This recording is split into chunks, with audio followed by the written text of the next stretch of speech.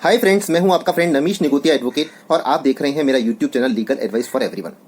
Friends, civil proceedings में interlocutory application क्या होती है, कैसे पेश की जाती है, इंटरलॉक्यूटरी ऑर्डर्स लेने के लिए क्या प्रोसीजर अडॉप्ट किया जाता है, आज के इस वीडियो में हम ये डिस्कस करेंगे। दोस्तों, यदि आपने अभी तक मेरा चैनल सब्सक्राइब नहीं किया है तो प्लीज मेरा चैनल सब्सक्राइब कर लीजिए। दोस्तों, एक सिविल सूट में किसी प्रोसीडिंग में यदि कोई पक्षकार कॉज ऑफ एक्शन अराइज होने के बाद और जजमेंट होने से पहले यदि कोई इंटरलॉक्यूटरी ऑर्डर माननीय न्यायालय से चाहता है तो उसके लिए जो एप्लीकेशन पेश करता है उसे हम इंटरलॉक्यूटरी एप्लीकेशन बोलते हैं। ये एप्लीकेशन बहुत सारी तरह की हो सकती है, जैसे टेम्पररी इंजंक्शन से रिलेटेड, अपॉइंटमेंट ऑफ रिसीवर से रिलेटेड, अमेंडमेंट इन प्लीडिंग से रिलेटेड, या किसी भी तरह का अन्य कोई भी तत्काल रिलीफ प्राप्त करने के लिए और तत्काल इंटरलॉक्यूटरी ऑर्डर प्राप्त करने के लिए ऐसे प्रार्थना पत्र को पेश किया जाता है। ऑनरेबल सुप्रीम कोर्ट की वेबसाइट ये कहती है कि 382 डिफरेंट टाइप्स की इंटरलॉक्यूटरी एप्लीकेशंस जनरली पेश होती है। Section 141 of the code of civil procedure miscellaneous proceedings के बारे में बताता है। सेक्शन 141 के अनुसार यदि कोई भी इंटरलॉक्यूटरी एप्लीकेशन या मिसलेनियस प्रोसीडिंग्स फाइल करनी है तो उसके लिए वही प्रक्रिया अडॉप्ट करनी होगी जो कि एक सिविल सूट फाइल करने के लिए प्रक्रिया अडॉप्ट करनी होती है। इस प्रकार इंटरलॉक्यूटरी एप्लीकेशन के इंग्रेडिएंट्स भी या फाइलिंग का तरीका भी वही होगा जो एक सिविल सूट की फाइलिंग का तरीका होता है।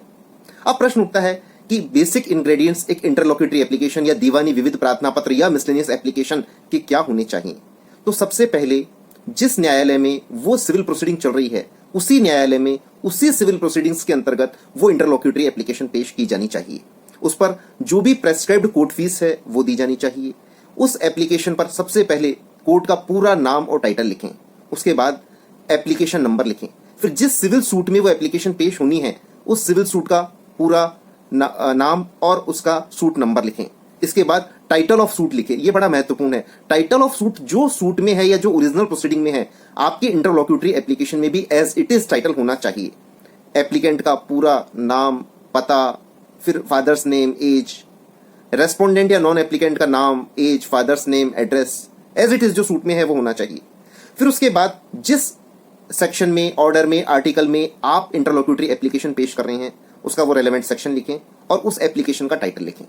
इसके बाद इंटरलॉक्यूटरी एप्लीकेशन में आप जो भी फैक्ट्स लिखना चाहते हैं वो सिलसिलेवार पैराग्राफ वाइज क्रोनोलॉजिकल ऑर्डर में लिखें। इसके बाद ज्यूरिसडिक्शन लिखें कि माननीय न्यायालय को ये इंटरलॉक्यूटरी एप्लीकेशन करने का ज्यूरिसडिक्शन है। उसके बाद लिमिटेशन लिखें कि यह प्रार्थना पत्र with in period of limitation पेश किया जा रहा है। कॉज ऑफ एक्शन लिखें और अंत में रिलीफ लिखें कि यह प्रार्थना पत्र को स्वीकार करके हमारे को जो भी वांछित अनुतोष है या रिलीफ है वो हमें माननीय न्यायालय से दिलाया जाए। उसके बाद वेरिफिकेशन क्लॉज लिखें और अंत में application should be supported by an affidavit. Application के साथ एक शपथ पत्र पेश करें। अब प्रश्न आता है कि इस इंटरलॉक्यूटरी एप्लीकेशन के साथ क्या क्या डॉक्यूमेंट पेश किए जाने चाहिए।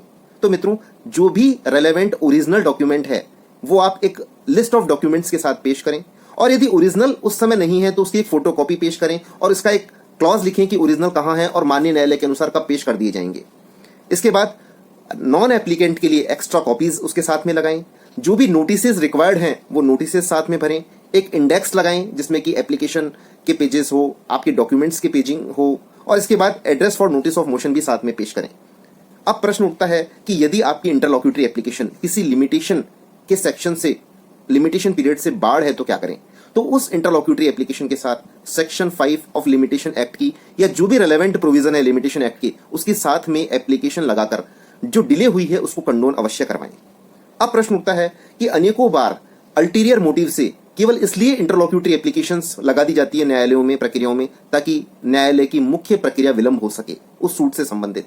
तो माननीय ऑनरेबल अपेक्स कोर्ट के सामने इसी प्रकार का एक वाकया आया।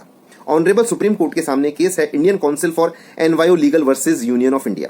13 फरवरी 1996 को ऑनरेबल सुप्रीम कोर्ट ने डिसाइड किया। इसमें क्या हुआ मित्रों, केस में पूरी बहस हो गई, जजमेंट रिजर्व हो गया और जजमेंट रिजर्व होने के बाद भी 15 साल तक अलग अलग इंटरलॉक्यूटरी एप्लीकेशंस पेश होती रही।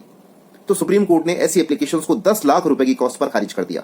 तो इंटरलॉक्यूटरी एप्लीकेशन जब भी लगाएं उसमें अल्टीरियर मोटिव या पर्पस आपका पायस होना चाहिए।